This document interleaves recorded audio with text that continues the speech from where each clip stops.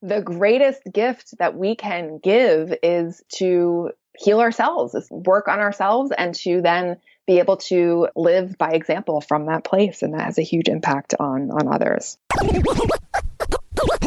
You're listening to Make Some Noise podcast, episode number 626 with guest Corinne Zupko.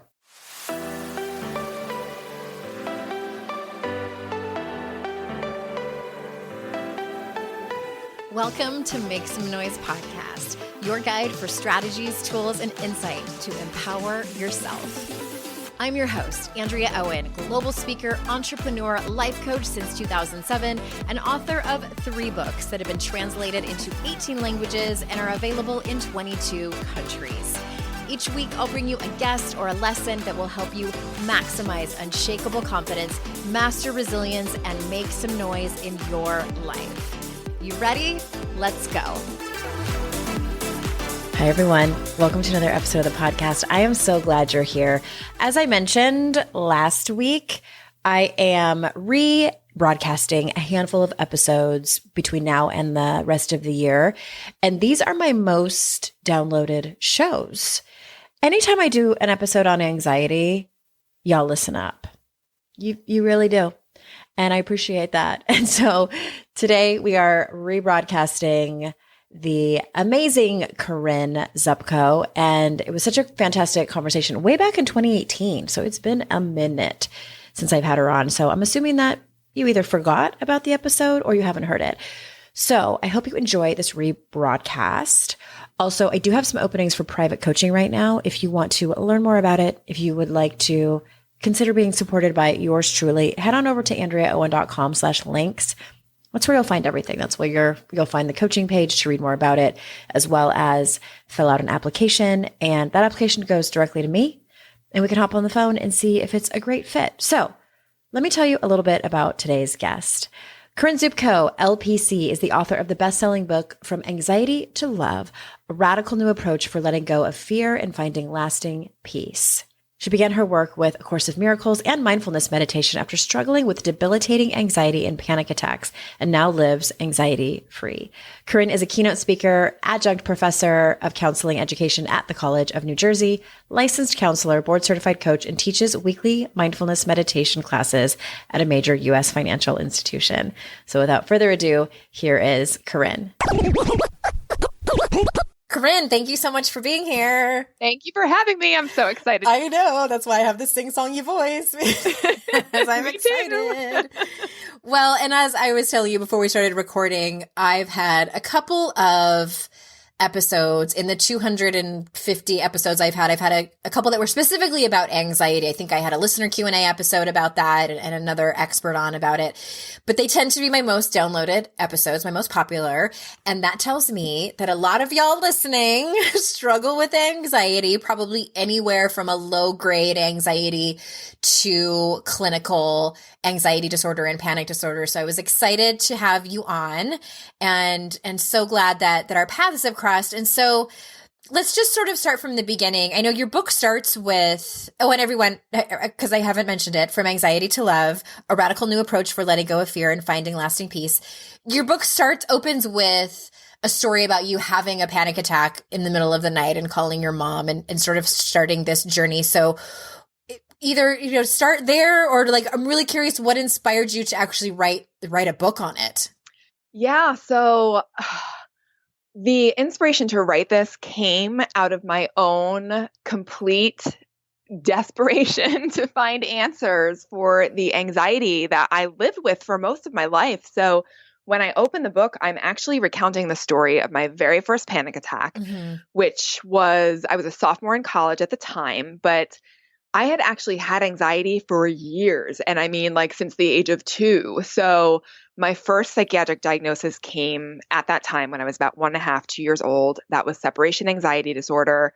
My poor mom could not walk out of the room without me screaming my head off, even in our own house. And then, although I grew out of that, I like to talk about fear and anxiety being like a shapeshifter. So let's say it seems to get better in one area, but now it's going to spring a leak. It's going to find a way out in another area. So as I outgrew the separation anxiety, I started developing phobias. I actually, as a child, was phobic about flushing the toilet because I was terrified it was going to overflow. And I had Yeah. like some My other son like, has that, and my son struggles with anxiety. yeah. And so it would come out in all of these, different ways.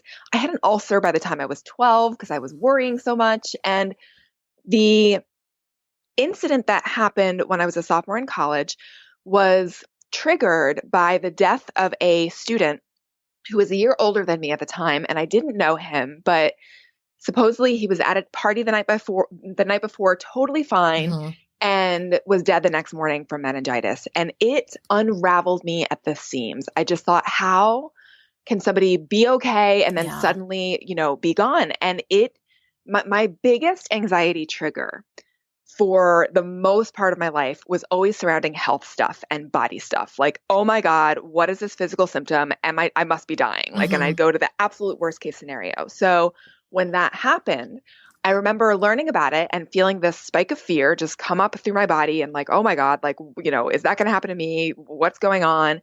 But I calmed myself down during the day just to get through the day. And then 3 a.m. that next morning, I was in my bunk bed on the top bunk. I was asleep, but suddenly felt like I was woken up because something punched me in the stomach. And it was this flood of stress hormones that just went through my body. I was shaking, sweating. I woke up gasping for air, trembling. I remember climbing down my bunk bed. My knees were so shaky. I felt like I could hardly support my own weight. And back then we didn't have cell phones. So I grabbed Mhm. my room phone and I pulled it out the door and I called my mom at 3 o'clock in the morning. And magically she heard the phone ring through her earplugs. And she and I basically figured out that I was having a panic attack, and she instilled hope in me that we'd find help for me. And at this point, I had already been to counseling a number of times, but it was time to get Yeah. back into therapy. And that was really the beginning of a spiritual opening, because that was the absolute, I know for people listening, if you've had a panic attack or if you've had intense anxiety, you know that it's almost, you can't convey the depth of how much it sucks to somebody who hasn't had it. Like Yeah. there's almost no words to describe the fear, because it's like it creates this tunnel vision where suddenly your awareness constricts and you're not aware of anything else. Like all your whole world is just that anxiety, is just that fear. So at that time, that night, my mom had actually already been on a spiritual path, and she had tried to talk to me about this book called A Course in Miracles. And at that time, I would be such a snot and I'd literally cover my ears with my hands and I'd say, I don't want to hear it. Speak to me in English like you used to. I'm not interested in this spiritual crap. Yeah. But here I was now feeling like my psyche just exploded and that my mind just cracked and that I was never going to find my footing again. And when she said, Corinne, like this pathway is all about undoing fear and finding the peace and the love that's already in you, I said, give it to me, bring it. Like I will try absolutely Mhm. anything. So that was my opening. And it's funny because I think most people coming to a spiritual pathway, we don't do this for just the fun of it. Like it's Mhm. usually some kind of like rock bottom, troubling, hard experience that brings us to a point of really being willing to do the work and really, face our garbage, our baggage. So Mhm. that is really why I wrote the book, because as I started studying the course and really getting into it, I started finding that the anxiety issues that I was living with, and I want to just say it wasn't an overnight thing at all. This was very much a journey. But as I started really making strides in recovery and fears just falling away, this was about 2010. I started writing about what was helping me, and the result is in the pages of From Anxiety to Love. It's all about those principles of the Course in Miracles that help me um, recover to have those anxiety disorders, which is panic disorder and generalized anxiety disorder. Yeah. I now live those light years from me. So it's been a miraculous journey that I'm so grateful for. That's so interesting. I think for me, I don't remember having that much anxiety when I was younger. It sort of escalated in my late teens and then very much so into my 20s. Mhm. And I remember the first time I had a panic attack. The first time I had ever even heard about them was hearing about my dad. My dad had one. God, the poor guy. He was driving when it happened. Mhm. And it was really bad, and the ambulance had to come and get him. And I remember just thinking that that's how they were always, like they were always that bad. And then I had one where I was on the phone with my friend, and I think that what triggered it was telling her about my former relationship was my trigger, like just anxiety inducing. It was a bad relationship. And I was telling her about something that happened, and I was pacing as I was talking to her. And then I remember my fingers started to get numb and tingly. I started dry heaving. And if I had food in my stomach, I would have thrown it up, but it was like you were describing, that tunnel vision and that feeling like the heart racing and sweating and my armpits were tingling. And it's just, I was like, what is happening? And I kind of knew, like, because of what, I had heard about my dad and doing a little bit of research and just learning about what it was. And then that's what prompted me to go to the doctor. And then they gave me this questionnaire, which I'm sure has happened to some people. And, I'm answering all the questions. And then I was diagnosed with severe anxiety disorder and moderate panic disorder. Mm-hmm. And for me, full disclosure, medication did help me. And what that taught me was, oh, you mean people can have reactions that are different. And so it's like, kind of like, okay, is this what normal feels like? Because I don't ever remember feeling this way. And I was on medication for a couple of years and have not been on it for a long time, but being not on it has made me kind of like, okay, what are the things that I need to do to stabilize this? Because it came back with my pregnancies, with both of them. Mm-hmm. I can't remember which trimester, but both of them, it was like around the same time. It just spiked to the point where I couldn't even drive anymore. I'd be on the freeway and go into like full panic attacks. Mm-hmm. It's always really interesting to me. I'm fascinated with how other people healed. And I think that there are different modalities, and I think that anytime personal development is involved, like, I'm going to applaud that. Yes, yes, yes. How would you describe your relationship with sleep? Do you struggle with falling asleep or staying asleep? Has the quality of your sleep been dragging down your life? Or maybe you've tried other sleep aids only to find they didn't do the trick. Here's the deal. Sleep is the cornerstone of overall health. When we get good sleep, both our minds and bodies operate at their peak. And quality sleep can also sharpen our focus, boost energy, and elevate our moods. So how do we reach that perfect dream state? 3 words. Beams Dream Powder. It's been an absolute game changer for me. I've struggled with insomnia off and on, and overall, falling asleep has always been a challenge for me. My listeners get a special discount on Beams Dream Powder. They're science-backed, healthy hot cocoa for sleep with no added sugar. Better sleep has never tasted better. I've taken over-the-counter sleep aids for longer than I'd like to admit, and I feel so much better taking something with natural ingredients. Other sleep aids can cause next-day grogginess, but Dream contains a powerful, all-natural blend of reishi, magnesium, L-theanine, apigenin, and melatonin to help you fall asleep, stay asleep, and wake up refreshed. If you want to try Beam's best-selling Dream Powder, get up to 40% off for a limited time when you go to shopbeam.com/noise and use code NOISE at checkout. That's shopbeam.com/noise and use code NOISE for up to 40% off.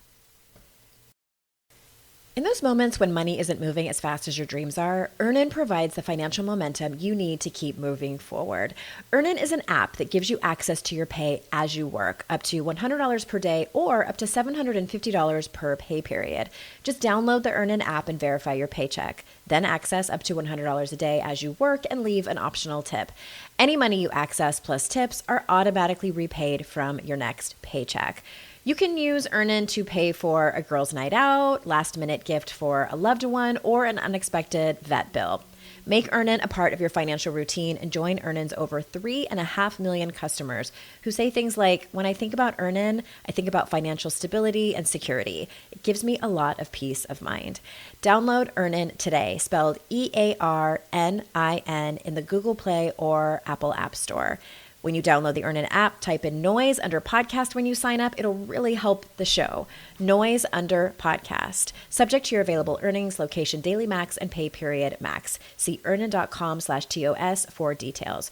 Earnin is a financial technology company, not a bank. Bank products are issued by Evolve Bank and Trust, member FDIC.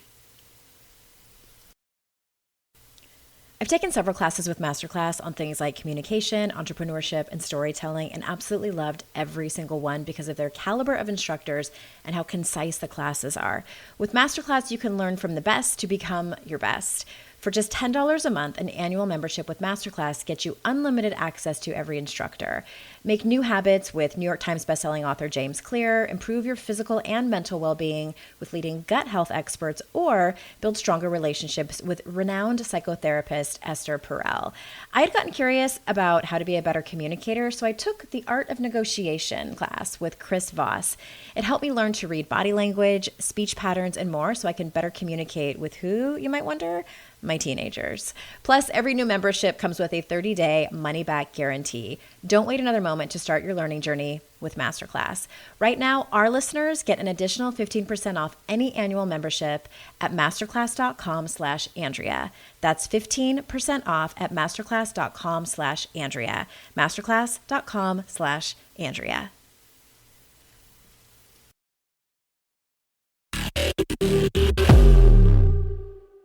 What do you feel like is the biggest lesson that you've learned through your journey with anxiety? Wow. So that's a big question. And actually, I'm going to step back for 1 second before I answer that question, because I just want to respond to what you just said about different modalities of healing. And I so agree with that, because we're all different. Mm-hmm. We all need to find what works for us. And I want to highlight too, I take a very middle of the road approach with medication, because I used it too at a period of time. In the beginning, I didn't, because my fear then was that if I started it, I'd never want to go off of it. Okay. And People always ask me that question about medication, so I'm glad we just get that out of the way. Yeah.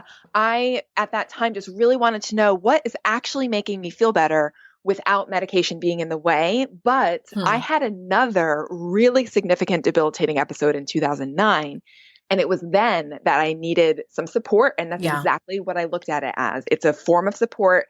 It's going to be something that I'm going to use for a time being while I am, still doing the work and doing the personal development stuff, because that is so key. I think it's always not a good idea to just rely on medicine. We always need to be looking for those skills, and doing that developmental work. So I think you have to do what works for you. And, obviously you guys already know, but I'm going to say it again.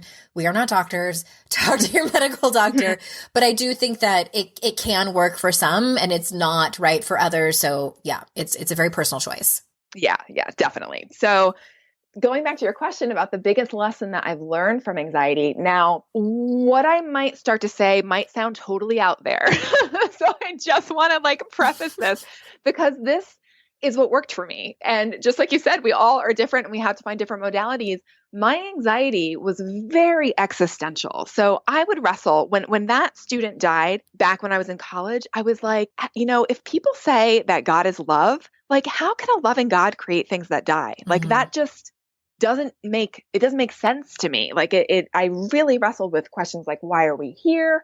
What's the point of all this? And so I was looking for those big picture types of answers that I didn't ever really get answered when I was in therapy, even though I try to bring them up from time to time. But the biggest lesson then that I've learned from my anxiety is that the small sense of self, so this term ego, which I'm sure we've all heard before, it's a term that's used in many different ways. And A Course in Miracles uses the term ego, and I use it in my book.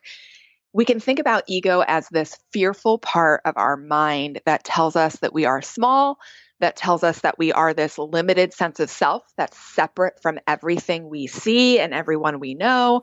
And it's that inner critic that you talk about. It's that voice that we all know so well that brings us down and is full of judgment and fear. So the biggest lesson I've learned from anxiety is that voice, that ego voice, is not who I am. It's not who we are.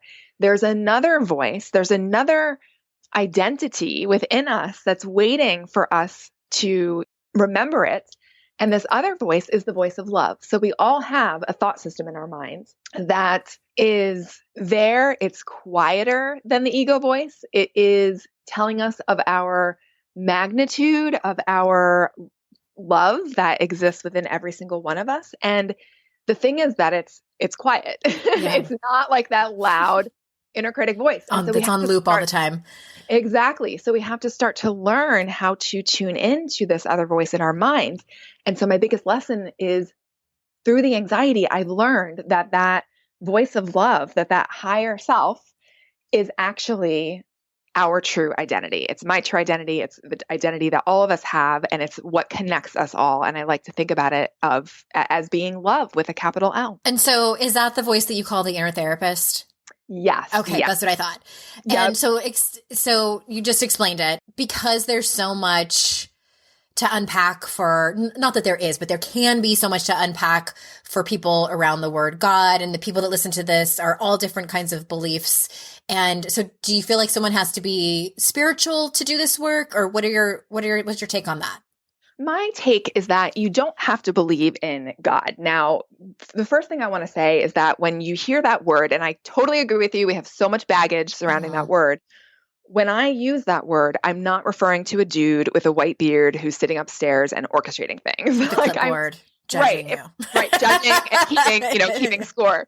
When I use that word, I am talking about a eternal, all-encompassing love with a capital L, like a divine love, a love of the universe that permeates everything.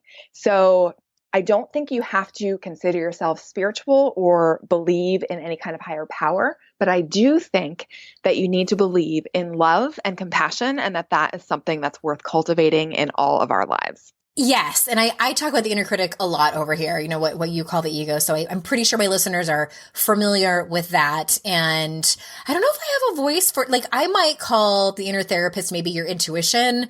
And I love that. To me, that's, your highest self. I've done, it's interesting to me when I first started on this path and really dove into just the training to become a life coach. That was probably some of the deepest work I've ever done. I remember doing visualizations, and I thought that was like so woo woo. I'm like, oh my God, like, here we go again. And it really kind of blew my mind. Like, not to sound dramatic, but I was like, oh, that's really nice, to my highest self, and to think about that person. And so for someone who's sort of new to the work, distinguishing, they're probably fairly familiar with the voice of the ego, but for them to, how can they start to distinguish the voice between that and what you call the inner therapist? Because I get that question a lot. Like, how do I determine, like, I'm pretty sure there's, I hear my fear voice, but how do I determine between my intuition or inner therapist and the ego / inner critic? Yeah, that's a great question. I get that question often as well. And first of all, just like you said, so we know that inner critic ego voice well. We know what that sounds like. The voice of the inner therapist, that intuitive voice, that highest self voice, is often not a voice. So it's not something that I hear. I don't hear words. It's a feeling. And we all, I think, can experience this differently. Some people might experience guidance or intuition as words, but I think majority of people have that. So it's like that gut feeling, in your stomach or in your chest or some place in your body. And so I actually have an exercise in the book, and this is actually from the work of another spiritual teacher by the name of John Mark Stroud. And he walks us through this in a podcast episode that I have on where I interviewed him on one of my episodes, where basically, and I'll bring us through this right now. If you think about a radio, and if you think about the old school radios that used to have knobs where you had to actually, change that little dial and you could tune in, fine tune to a certain frequency, you wouldn't go to a country music radio station and get mad that they're not playing hip hop. Yeah. What would you do? You would just change the channel. You would tune into a different frequency. And so that's what we have to do. We can't expect that the highest self voice, the inner therapist voice, is going to come through the same channel as the inner critic voice. We have to tune into a different place in our body. So right now, if you're not driving and if you're able to close your eyes, one of the exercises that you can do is to just say, okay, intuition, highest self, inner therapist, whatever you want to call it, please direct my attention to a place in my own body where I can most easily attune to your guidance. And just see where your attention goes, where it goes in your body. And you can ask yourself this question again. So again, inner therapist, please direct my attention to a place in my body where I can most easily attune to your guidance, and just see where your attention goes. For some people, It might be, I've heard this from massage therapists or Reiki practitioners, it's their hands. For other folks, for me, it's kind of like a core, a feeling of like my core going through my chest and my gut. Other people, it's just their stomach or just their chest or, different places in your body. And you can play with this. You can really try to play with this exercise and see. And then when you are trying to tune into that guidance, bring your attention to that part of your body rather than up in your head. Try to drop out of your head and into your body and into that place and see what you get. So that's just one way of practicing distinguishing between the two voices. I love that. And because I've heard that kind of metaphor before about, if you're talking about the law of attraction and your frequency and vibrations and radio stations and things like that. But when you were saying that, what I realized that I've never realized before is that when I meditate, and my listeners know I've had an interesting, somewhat tumultuous relationship with meditation that's actually gotten a lot better. I think we're on the upswing, everybody. I think we're on the upswing. But one of the things that because I really try to just go with whatever I feel like needs to happen, even if it doesn't make any sense, because a lot of times it doesn't make sense, and that makes me uncomfortable. And I have been, okay, I have not told anybody this. I have been, I close my eyes when I meditate, and I put my hands in prayer hands, and they always want to go to my head, to my forehead. I don't know why. And there's nothing I've ever done before. And as you were saying that, I'm like, now I know why, because it's the third eye chakra and it's intuition. Yep. And it's one of those things where I can't believe I never noticed that before. I just felt like it was so weird. So I'm always like, not always, but like many times I'm sitting there in meditation, with my thumbs against my forehead, hands in prayer. And like, if I'm thinking like, if anybody walked in and saw this, it'd be like, actually, my husband probably wouldn't be surprised now that I just bought a cauldron for my witch spells. But it's just like kind of unusual for Andrea. So I am happy that you said that, because it made me realize that, because the third eye chakra, from what I understand, my very limited knowledge of chakras is intuition. So thank you, Corinne. That's awesome. That is awesome. I absolutely love that.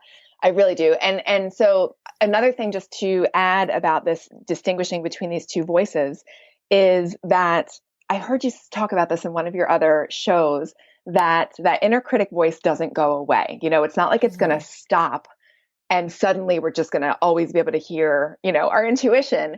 It's going to keep, that ego voice is going to persist. And it so tends knowing to be that, loopy, like it plays on a loop.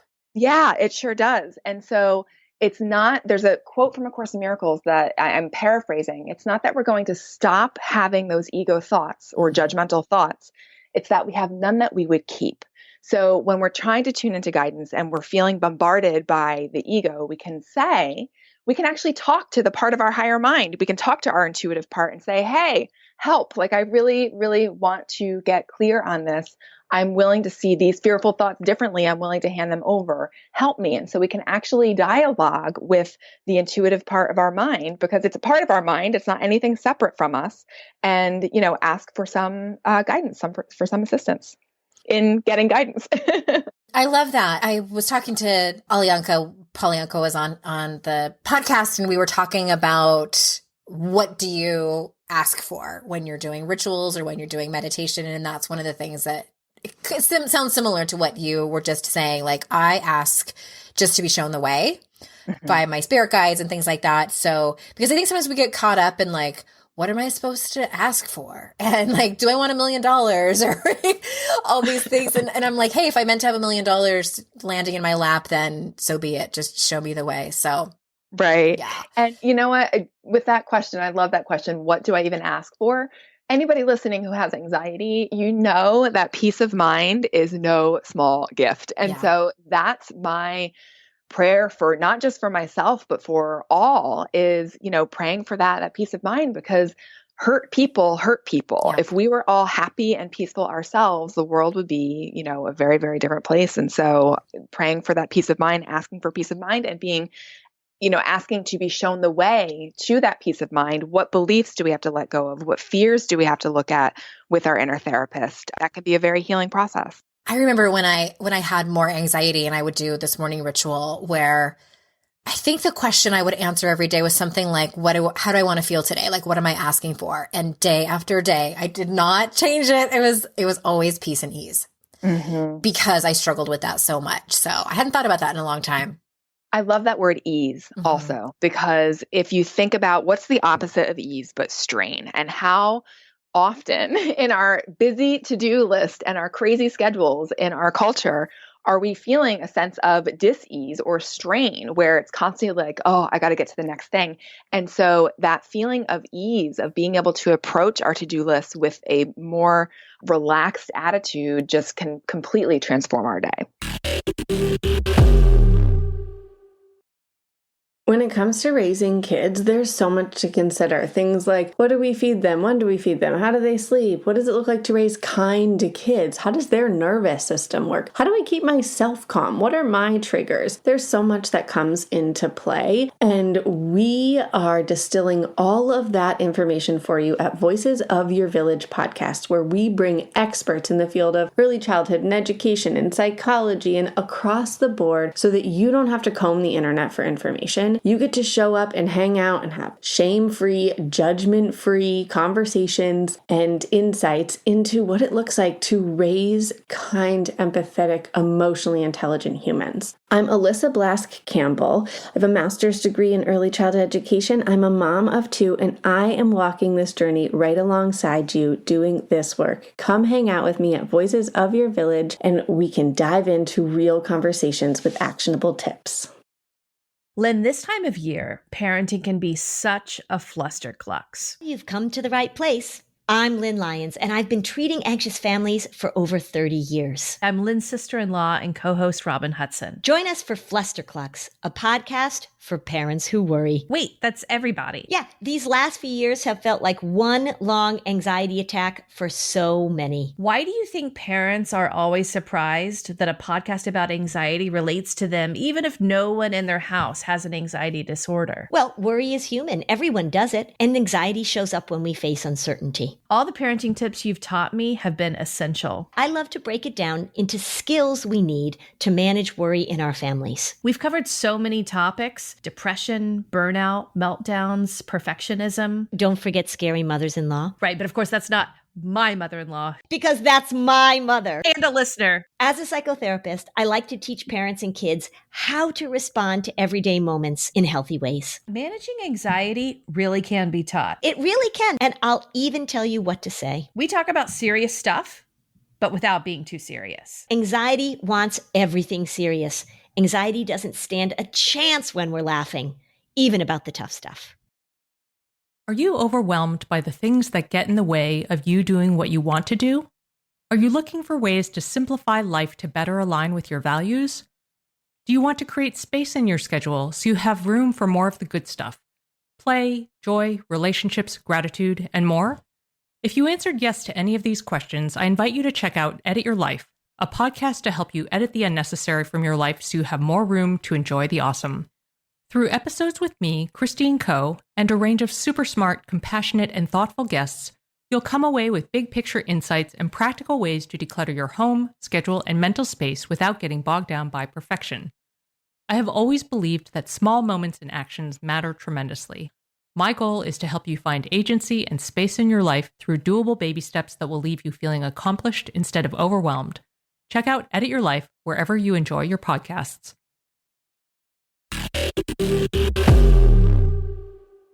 I know I'm not the only one who's had a weird, tumultuous relationship with meditation. And I ask pretty much anyone who comes on my podcast who talks about meditation, I ask them this question. What advice do you have to offer for those who have either never meditated or feel like they're doing it wrong and they're just failures at it? Where does one start? I love that question because the type of meditation that I teach is a meditation that I say you cannot fail at, as long as you're willing to bring whatever your experience is into your awareness. So mindfulness meditation is, I wouldn't say my book is about mindfulness, but there are elements of mindfulness in the meditations in my book, because mindfulness is all about paying attention. So if you think about it, we are so busy and so distracted, and even when we're doing something, our minds can be somewhere else.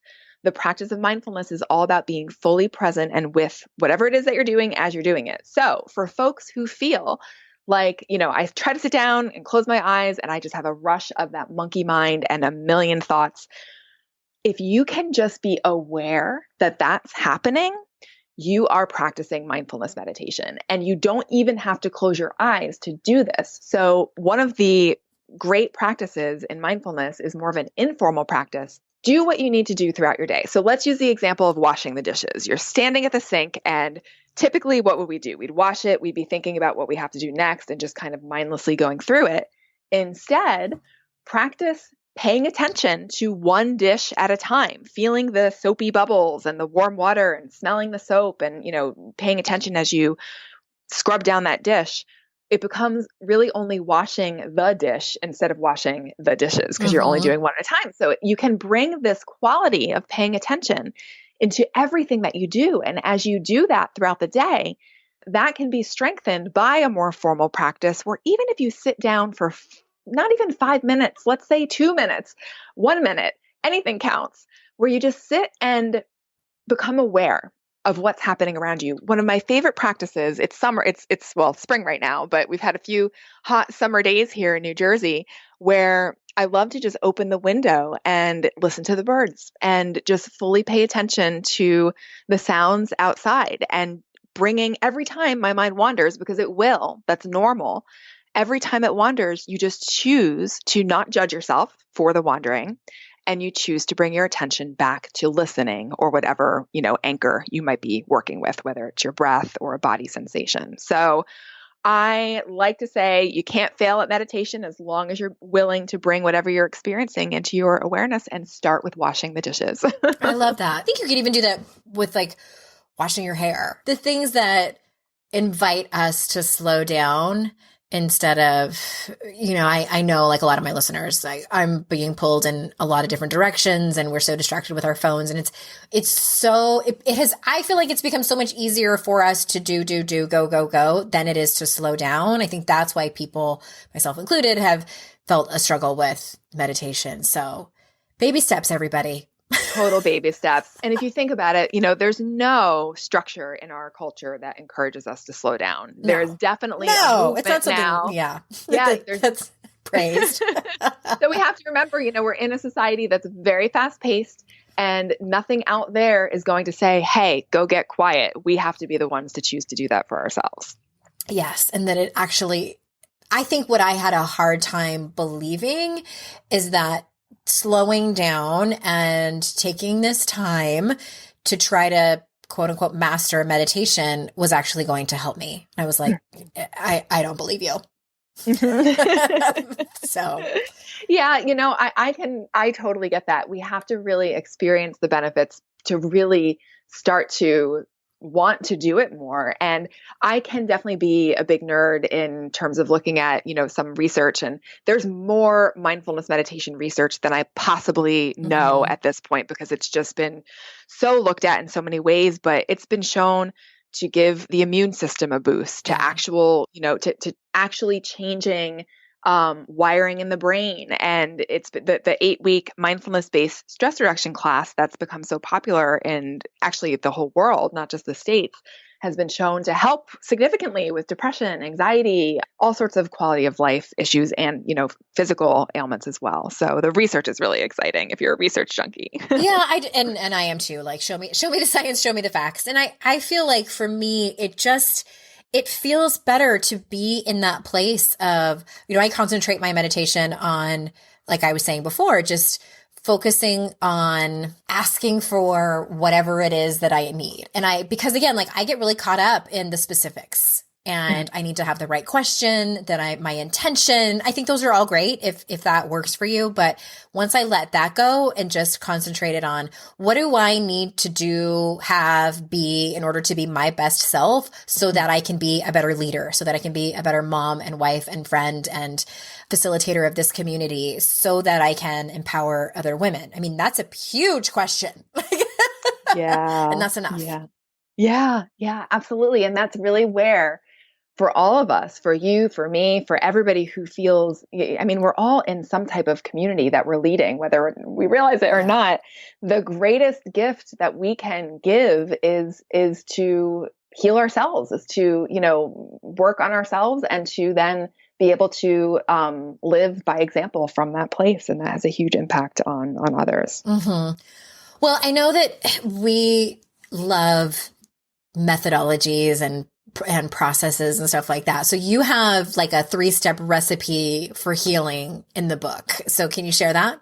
Yeah. So this recipe is based on the principles of A Course in Miracles. And this is the recipe. So it is focused on anxiety in my book, but I've had people tell me who have read the book, like, gosh, this can really be used for anything. And yes, it absolutely can, not just anxiety. This is what I use for anything that I'm struggling with in my life. The 3-step recipe is, number 1, find your willingness to see your problem differently. So willingness is the precursor for change. Whatever we want to be different in our lives, we've got to be willing to see it differently, to have it change. We have to really, tap into that sense of willingness to have a shift first. So that's step number 1.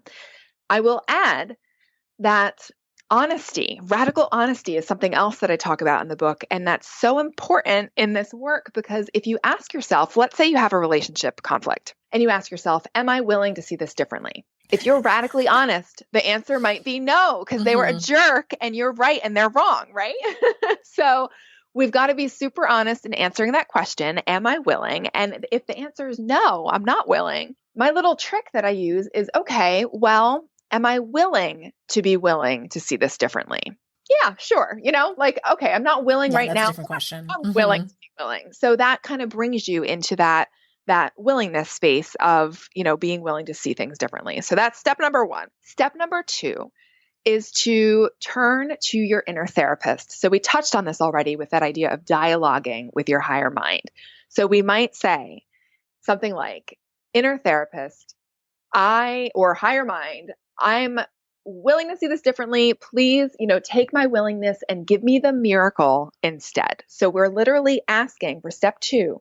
We're asking our higher mind to take our willingness to see our problem differently and to give us a miracle instead. And a miracle can be defined in one of 2 ways. A miracle is either a shift in perception. It's a shift in perception from fear to love, or a miracle can be defined as an expression of love.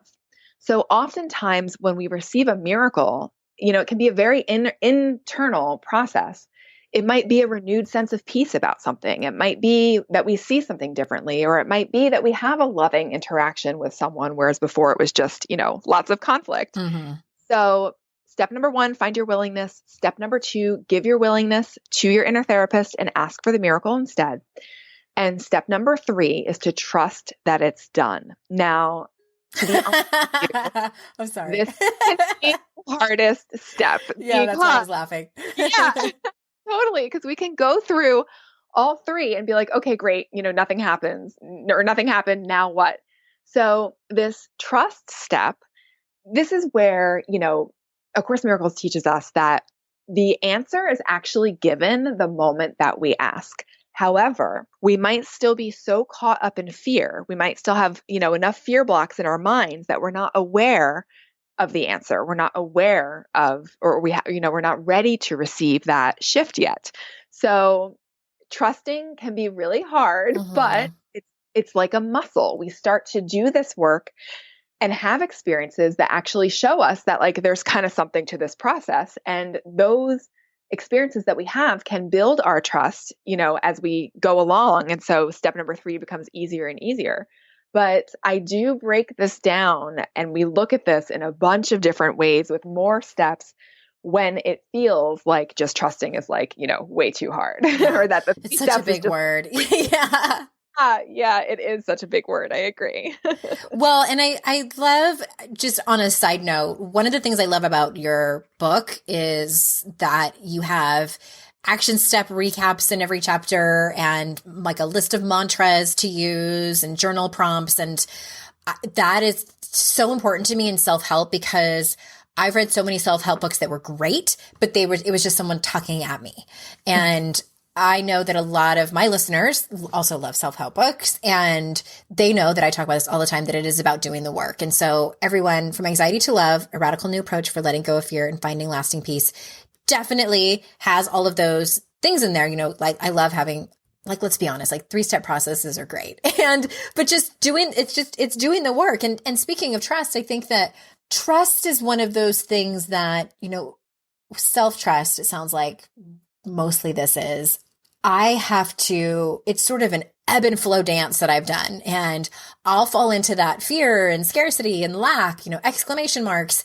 And then I trust. And like, I'm talking to myself like, okay, has this ever happened to me before? No. Or maybe, yes, it has, but I survived it. And then back to panicking and scare and scared. So it's like, oh God. Yeah. It's like doing the samba with trust. Yeah, totally. And, I want to highlight too that the development of trust is a process. It's not something that happens overnight. There's a whole section in A Course in Miracles on the development of trust.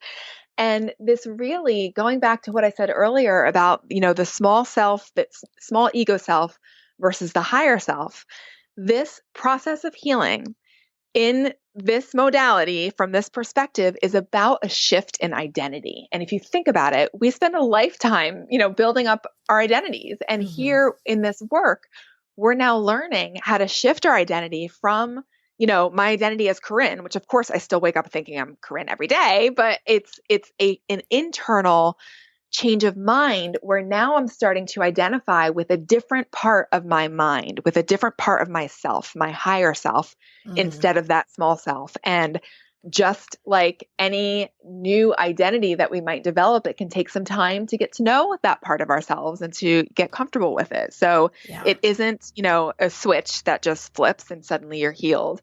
I studied A Course in Miracles for a solid, I think, 11 years and had that additional, major meltdown in 2009, and then really started deepening my practice and really shifting my identity.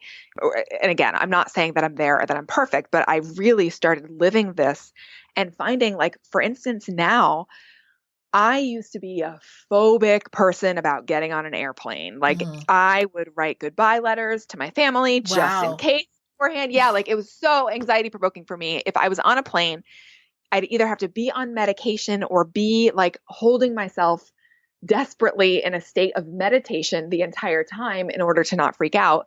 I'm now flying as comfortably up there as I am like sitting in my chair right now, even on like turbulent flights. So I'm speaking, from experience that this process has really worked for me. And I believe that we all need to find that process that works for us and really dive in and stick to it. Yeah. Oh my gosh. And I even if you've listened to this and you don't struggle with, clinical anxiety, I think that everyone, again, like I was saying in the very beginning, struggles somewhere on the spectrum. And even just being in that place of scarcity and lack and fear. I mean, that's anxiety to some extent. And it's interesting. Speaking of phobias, just real quick before we wrap it up, oh my gosh, if you follow me on Instagram, you might have seen my Instagram stories about my drain phobia.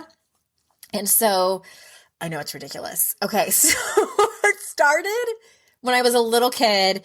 And if anyone is my age, you might remember like in the 80s, there was this big drain scare with pools and jacuzzis. Because back then, do you remember this at all? I think you're younger than me, Corinne, but you might remember. No, it's coming back. I think I know what you're going to say. Changed the laws, and I think most states, if not all of them, where the drain covers have to be different now because they were basically like sucking people down, especially if you had long hair. And so I've always had long hair, and we got a jacuzzi, and it was very scary. I never touched the bottom of the jacuzzi. I would like swim from one end to the other, and just was always afraid of them. And even in swimming lessons, like it took everything I had just to like jump off the diving board into the deep end, and I would frantically swim up. I mean, it was like 12 feet deep, so I wasn't even close to the bottom, but just terrified of drains. And my husband actually, when we were first together, I was telling him about it, and he's like, what is scary about them? And I'm like, okay, it's the entire drain system. Like, you don't know what's down there. And he's like, yes, you do. It's water. Like pipes. And I'm like, no, nothing ever good happens in movies and books. And like the book, like with any kind of sewer. But it's funny because he's like, but I've seen you step on, like if we're walking like on a street where there's like in New York City or something in the subway, like I'll walk over a grate if I have my shoes on. But it's like bare feet. I can't do it. And I'd rather not walk over even with my shoes on. And if I have flip flops in a shower, I can step on the drain, but I straddle the drain. Like I do not. And even if if I have my eyes closed and I'm washing my hair and my foot like touches the metal, it's like a rat just like ran in there. And it's like, so anyway, I'm training for this triathlon. As we're recording this, I'm at the very tail end of it. And there's been several times, and partly why I got into triathlon in the first place in 2010 was because of this fear. Because I felt like I couldn't do it, a triathlon, and I just wanted to see if I could. And B, because I knew I also have a fear of open water. That's a different story. But, along the same lines as drains. I have a point, I promise. But it's being in a pool, in a large, like Olympic sized pool, when those drains are no joke.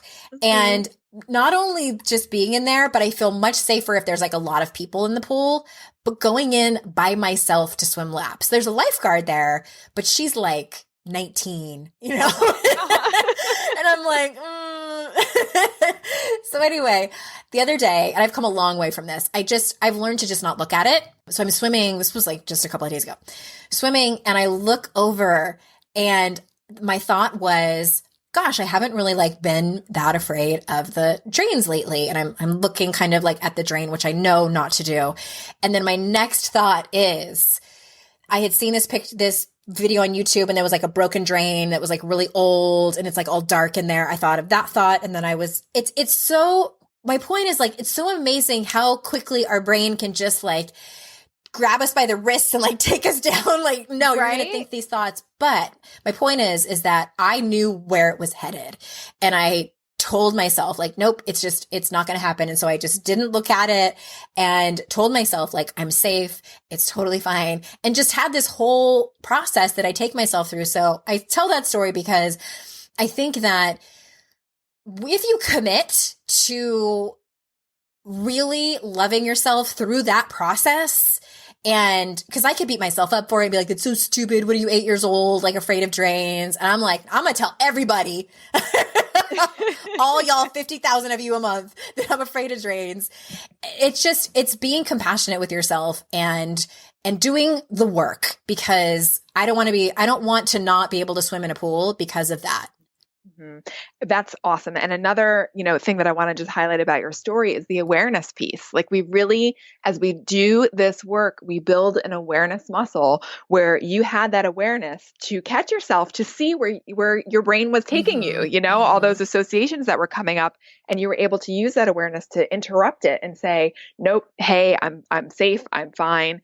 And that's the same thing, with what I'm teaching in this book as well. It's all about that awareness when we hear that ego voice come up with that tempting fear thought that is, bait. It's like, it's almost like the ego. I talk about this in the book. It's like the ego holding out that hook, that bait that it's hoping we're going to take. Yeah. We have to use that awareness that we're building to see it and to say, no, I'm choosing again. I'm going to do something different here. And it's a practice. It is. And I love that you used the word paying attention, because that's the word I use instead of mindfulness, because it's that mindfulness can feel a little hippy dippy for people and they don't understand it, but it is. And the way that I've gotten to that point is, and the same with inner critic work and listening to the ego. And it's not that it doesn't happen to me anymore, the same as, being afraid of the drain and seeing it there. It's that I catch it so fast now. And it's really the same with my inner critic. I might spend like 30 seconds there and before I realize what's happening, and then again, use the tools to get out of it. And before, it would just take me down and then guide my choices and my behaviors and my feelings. And that just feels terrible. So it just trying to give people hope there that keep doing the work. It is, like you say in your book, it's all a journey, and we have setbacks and we just get back up and keep going, and it's a process. Yep. 100%. I have one more question for you before we close up. And I'd like to ask this question to my guests who work, especially with women and specifically around this topic and working with women and anxiety. What is the thing that either surprises you the most about doing this work, or the thing that you love the most about doing this work? I love that question. The thing that I love the most about doing this work is seeing people reconnect with what's already in them. So it's not like, I don't come from a perspective, I come from a perspective that our greatest strengths, the love that's in us, the peace that's in us, it's already there, and that we just have those layers of fear that are covering it. And what I love about doing this work is witnessing people shedding those layers of fear and just reclaiming what is already in them, that beauty already there. And that's so incredibly fulfilling to me. It's beautiful to watch. That's a great answer. Thank you so much for being here. This has been such a educational and great conversation. So fun. Thank you so much for having me. And of course, everyone, the links are in the show notes. I highly encourage you to go out and get this book. Like I said, one of the things I love about it is that it invites you to actually do the work. It's not just her talking at you and telling you things. It's an invitation to walk through your own process of this and see what works for you so you can heal your anxiety, even if it's a low grade or clinical anxiety and panic disorder. Thank you so much for being here. Is there anything else that you want to say before we close up? I will just leave with words that my stepfather said to me when I was flat out on his and my mom's couch with having really bad panic attacks. And I remember having like mascara stains, down my cheeks. He looked at me and he said, "Corinne, the light in you is too bright to fail." And so I say that to everybody listening. The light in you is too bright to fail. No matter what you're struggling with, we're going to make it. We're going to be okay. We are okay already. We are okay already. And thank you, listeners, for taking the time to spend this last 45 minutes or so with us. I know how important and valuable your time is. Thank you so very much. And until next time, I will see you out in cyberspace. Hey, did you know there's free secret podcast episodes waiting for you that are not part of my regular podcast feed? Yes. AndreaOwen.com/free. And you just sign up. You get a link sent to you. It's very secret. It's like a secret club. We don't have a secret handshake. Don't worry about that. But it's these motivating podcast episodes that I made for you. They're under 20 minutes each. There's 3 of them. They're for wherever you are in your life. So head on over there and grab them. They range from really supporting you and seeing you where you are and being compassionate, all the way to giving you a giant kick in your ass and telling you how amazing and gorgeous and phenomenal you are. So AndreaOwen.com/free and get your hands on that free podcast feed.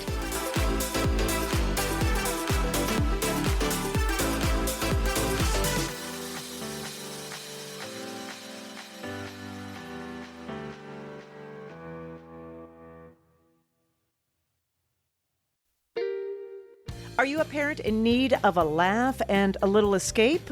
Look no further. Parenting is a Joke is the podcast you've been waiting for. Hey, I'm Ophira Eisenberg. I'm a stand-up comic and parent. And each week I chat with one of my top comedian pals who, just like you, are juggling careers, busy lives and schedules, and raising a family. You can expect candid stories, hilarious mishaps that happen on stage and at home, and just a lot of laughs. There's no expert advice here. Well, actually, sometimes a good idea does sneak its way in, but mostly just pure, relatable fun to remind you that we're all in this parenting adventure together. New episodes of Parenting is a Joke drop every Tuesday, so tune in, get ready to laugh, unwind, and maybe even feel a little bit better about your own parenting. Because sometimes that's exactly what your therapist, pediatrician, and bartender ordered. Subscribe now on your favorite podcast platform.